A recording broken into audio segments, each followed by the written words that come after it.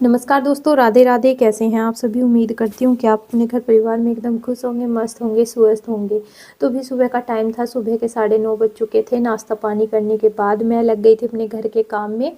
और रौनक को लेकर गई है मम्मी बाहर, उसको मैंने नहला धुला दिया था, वो बाहर चला गया है। और बस मैंने सोचा चलिए इतना रौनक आता है तो अपना काम समेट लेते हैं सारा फटाफट से। और यहाँ पर ये मशीन रखी हुई थी 10-15 दिन से बाहर, तो ये चल नहीं रही थी क्योंकि इसकी सुई टूट गई थी। और मैं मम्मी के सलवार सी ली थी, तो गरम सलवार था और मोरी बनाते हुए तो 2-3 सुई टूट गई थी। और यहाँ गांव में सोचा कि मिल जाएगी, लेकिन नहीं मिल पाई।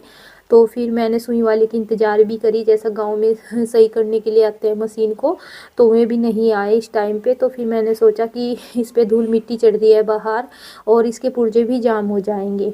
तो फिर मैंने इसको सबसे पहले यहाँ से सारे कपड़े उठाए और उठाने के बाद मशीन को डिब्बे में रख दी। तो ये बिस्तरे थे जो मैं परले कमरे में से उठा के लेके आ गई थी, तो मैं अभी इनको भी यहीं पर सेट कर देती हूँ। ये बिस्तरे सारे मैं एक जगह पर ही रखती हूँ।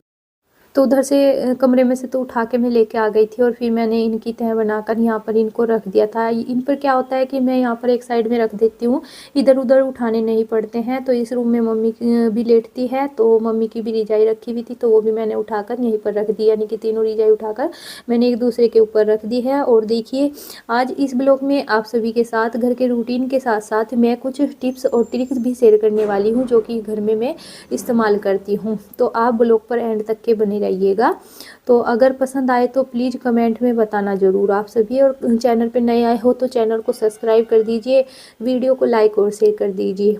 तो यहाँ पर बिस्तरे मैंने रख दिए थे और ये धोबी के से आई हुई चादर थी, ये यहीं पे रखी हुई थी। इनको रखने का मुझे टाइम नहीं मिला, तो सोचा चलिए मैं इनको भी बेड में रख देती हूँ, क्योंकि बाहर रखती हूँ तो चूहे वगैरह कुतरने का डर रहता है। तो इसीलिए मैंने इनको बेड में रख दिया था।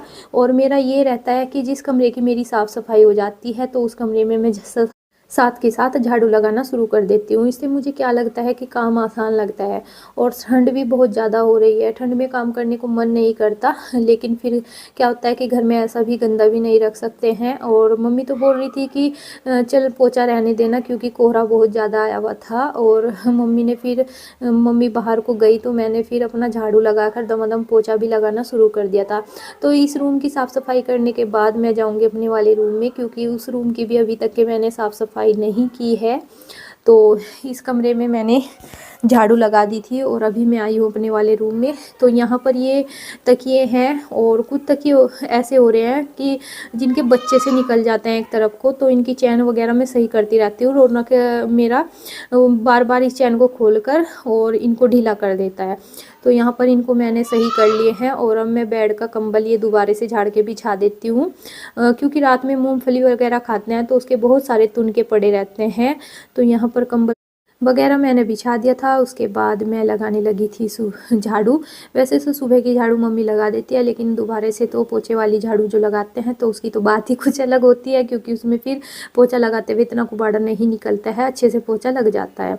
तो बस यहाँ पर झाड़ू वगैरह लगाऊंगी, अभी पोछा वगैरह लगाऊंगी। तो झाड़ू वगैरह लगाने के बाद पोछा भी मैंने पूरे घर में लगा दिया है। और ये कुछ कपड़े थे, ये कल शाम मैंने ऐसे कैसे ही रख दिए थे लपेट के, क्योंकि अभी कोहरा आ रहा है 3-4 दिन से। 25 तारीख से तो जना ऐसा इतना कोहरा आ रहा है बहुत ही ज़्यादा, तो कपड़े भी अच्छे से नहीं सूख पा रहे हैं, चाहे मशीन में ड्राई भी करने के बाद डाल दो धूप में, लेकिन कहीं ना कहीं सिलन रह ही जाती है। तो ये कपड़े थे जिनको मैंने लपेट के रख दिया था, तो ये अच्छे से सूख गए थे। और जो मोटे मोटे कपड़े हैं इनकी मैं अभी तह बनाने लगी हूँ, क्योंकि क्या होता है कि इन पर प्रेस नहीं होती है तो फिर काम भी आसान रह जाता है, क्योंकि प्रेस से हमारा थोड़ा सा टाइम नहीं बच जाता है। तो इसी तरह मैं सारे कपड़ों पे मोटे मोटे छांट कर कपड़ों की तह बना लेती हूँ। और देखिए, जो वैसे कपड़े हैं जिन पे प्रेस चाहिए ही होती है उनको मैं अलग निकाल दूंगी, अभी नहीं करूँगी, क्योंकि अभी मुझे दोपहर का खाना भी बनाना है। काम करते करते टाइम का पता नहीं लगता, छोटा दिन होता है। और इधर मेरी भतीजी आ गई थी प्रेस मांगने के लिए, तो बस मैं बोल रही थी, मैंने कहा अंदर रखी हुई है जाके लिया। तो यहाँ पे बस मैं तह बनाने लग रही हूँ कपड़ों की। और गर्म कपड़ों की तह जल्दी से बन भी जाती है, और सर्दियों में तो फ़ायदा हो जाता है कि बहुत सारे कपड़े होते हैं जिनकी हमें वैसे ही तह बनानी होती है, प्रेस नहीं करनी होती है, प्रेस करने से हम बच जाते हैं। तो वो प्रेस ले आई थी। और देखिए, उसकी मम्मी जा रही थी बाहर, और जब कहीं जाता है तो प्रेस के कपड़े ज़रूर चाहिए होते हैं। तो बस मैं भी रख आती हूँ सारे कपड़े।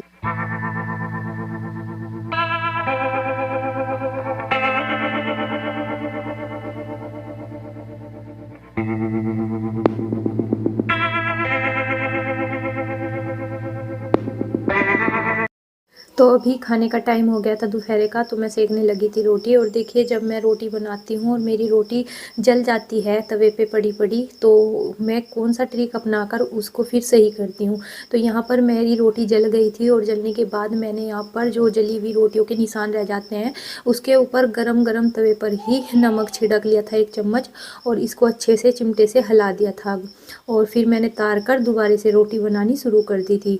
तो अगर आपके साथ भी ऐसा हो तो आप भी इस ट्रिक को फॉलो कर सकते हो।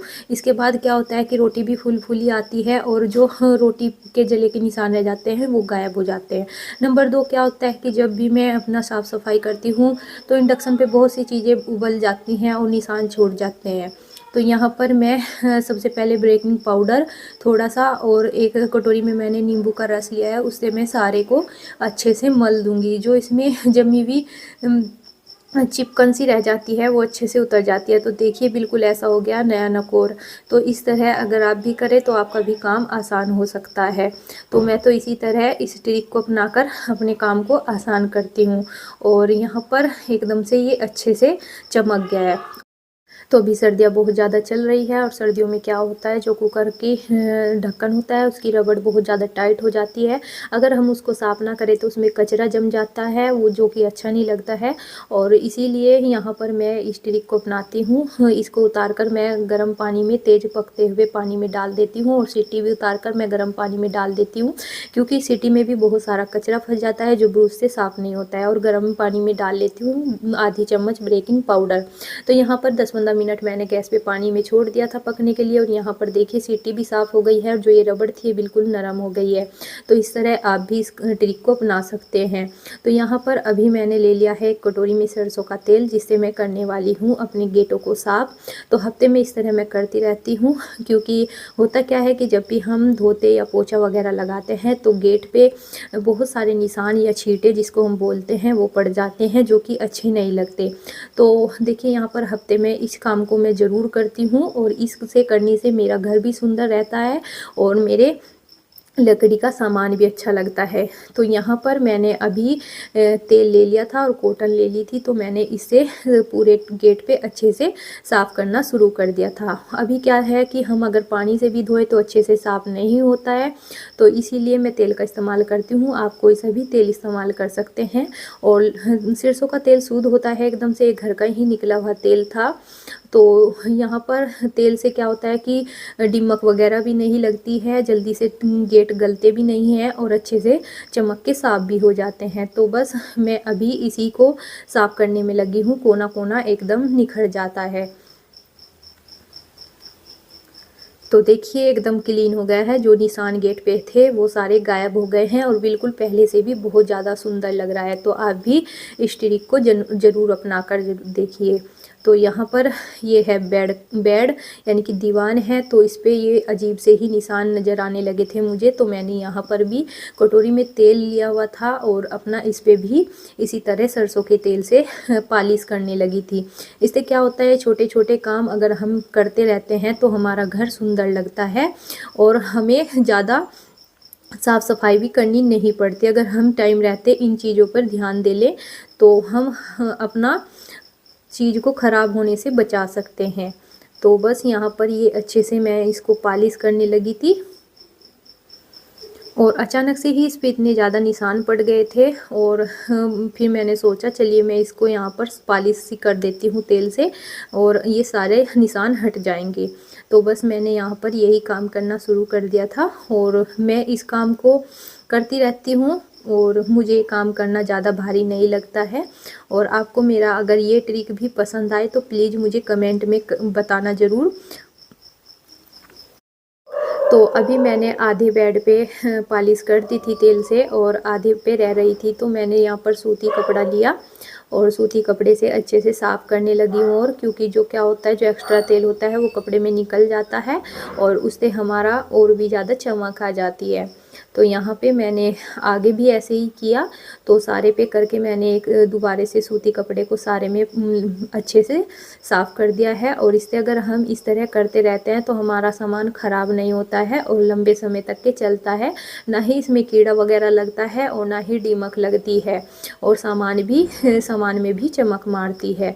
तो बस मेरा सारा काम हो गया है और अभी मेरा बेटा रौनक भी आ गया था और यहाँ पर इसकी माँ जी भी आई हुई है। और आप देख सकते हो इतना ज़्यादा कोहरा आया हुआ है कि कुछ भी नज़र नहीं आ रहा था। अभी सर्दी बहुत ज़्यादा हो रही है तो रौनक आ गया है।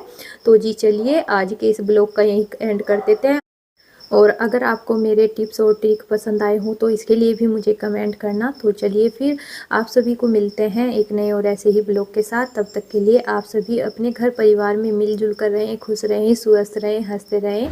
आप सभी सर्दियों से बच के रहें, खुद भी रहें, अपने बच्चों को भी बचा के रखें। और आप सभी को तब तक के लिए राम राम, बाय बाय, राधे राधे।